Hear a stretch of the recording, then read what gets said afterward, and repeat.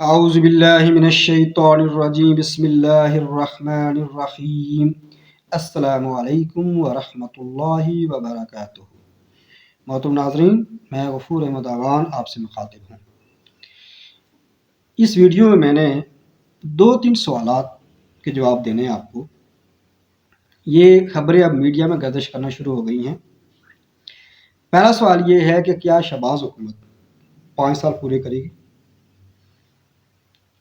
Number 2، Tehreek Insaf احتجاجی تحریک سے کیا حاصل کرنا چاہتی ہے؟ نمبر 3، کیا پی ٹی آئی اور پیپلز پارٹی مستقبل قریب میں ایک دوسرے کے قریب آ سکتے ہیں؟ یہ 3 سوالات ہیں۔ ان کا جواب میں نے آپ کو دینا ہے، اپنا تجزیہ پیش کرنا ہے۔ پہلی بات یہ ہے کہ جو شہباز حکومت ہے کیا یہ 5 سال پورے کرے گی؟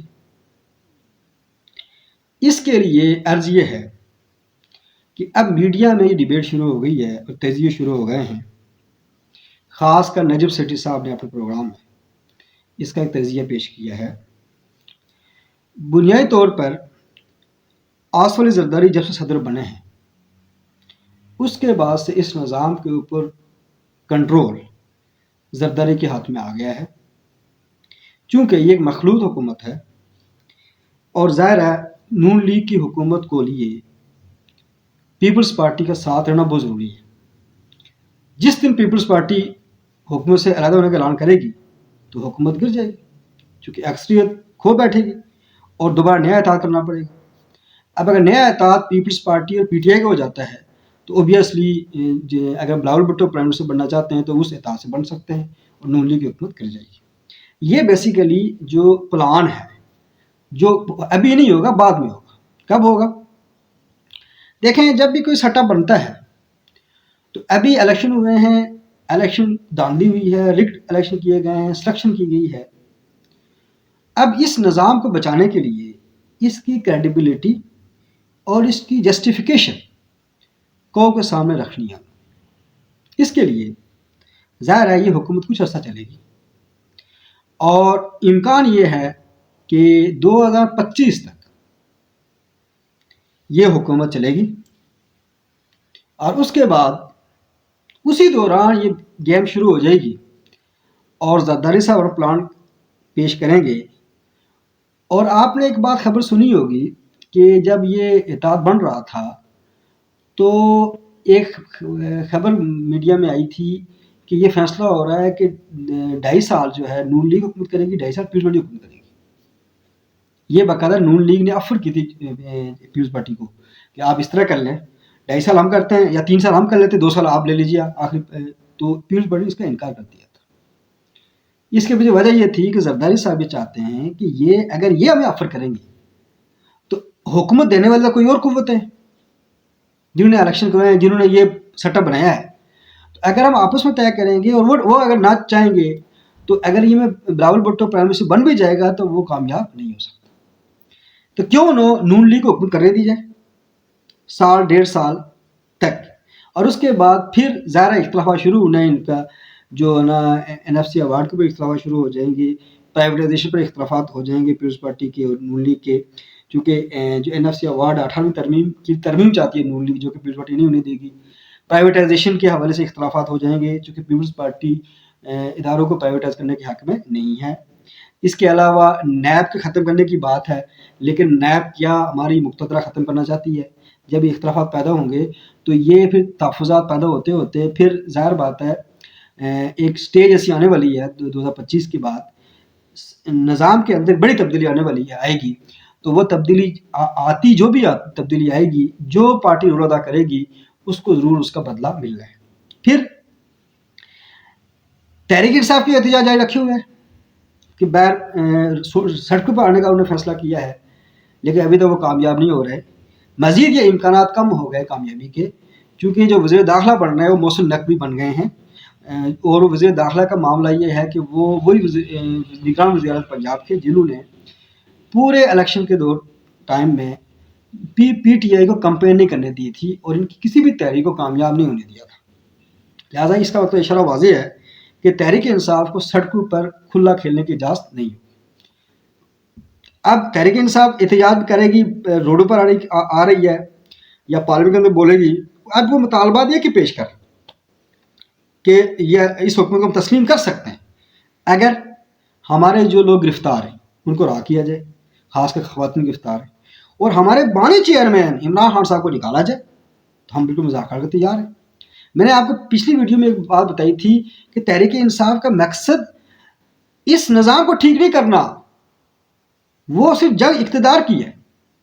اب نظام کے علمبرداروں نے یہ حکومت بنا لی ہے، اب تحریک انصاف والوں کو معلوم ہے کہ ہم اس نظام کو تلپٹ کریں گے تو ہمیں آگے حکومت نہیں مل سکتی۔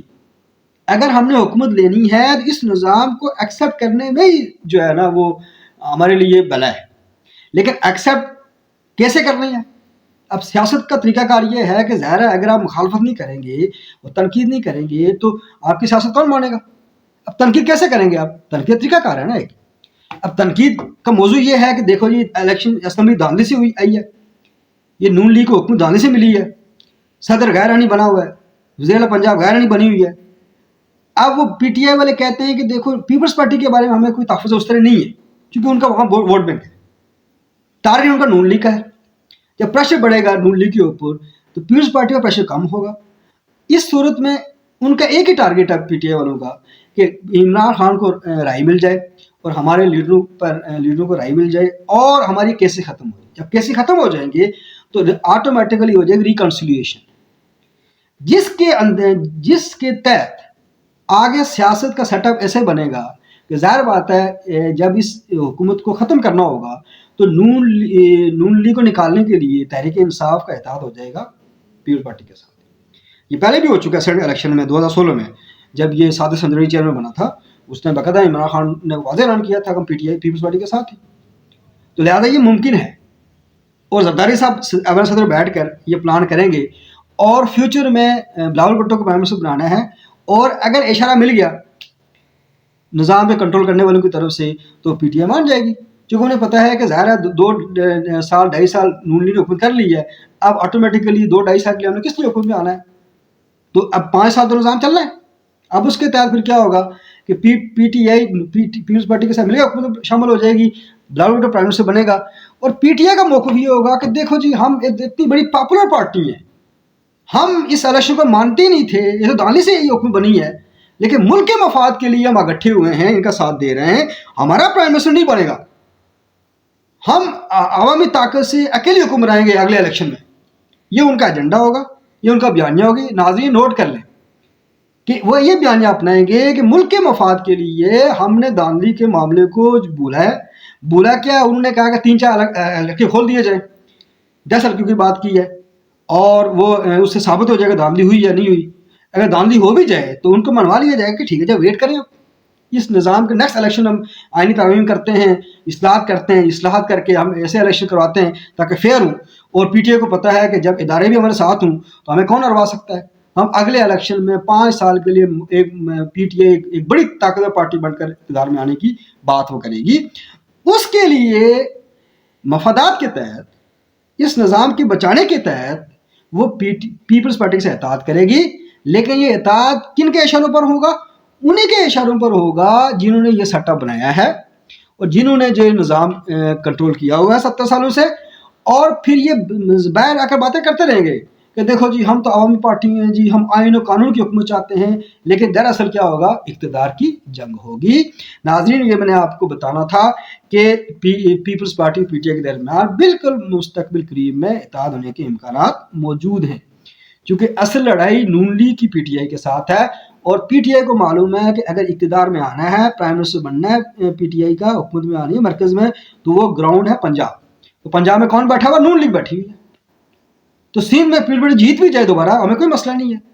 تو پنجاب کو ٹارگٹ کرنے کے لیے نون لیگ کو ٹارگٹ کیا جائے گا، اور اس کے لیے پیپلز پارٹی بھی ساتھ مل جائے گی، کیونکہ پیپلز پارٹی یہ سمجھتی ہے کہ اگر نون لیگ کمزور ہوگی تو ہمیں جنوبی پنجاب سے سیٹیں کچھ مل جائیں گی، بے شک اکثری پارٹی پی ٹی آئی ہو جائے، لیکن اس بار پرائم منسٹر ہمارا ہو جائے گا آخری 2 سال کے لیے بلاول بھٹو، اگلا پرائم منسٹر تحریک انصاف کو ہوگا، اور اس ٹائم ہو سکتا ہے اتحادی حکومت بن جائے، پیپلز پارٹی اتحاد میں شامل ہو جائے۔ یہ اب حالات پیدا ہو رہے ہیں، امکانات پیدا ہو رہے ہیں. یہ میں نے آپ کو اوور ویو دے دیا ہے اس حکومت کے حوالے سے. شکریہ.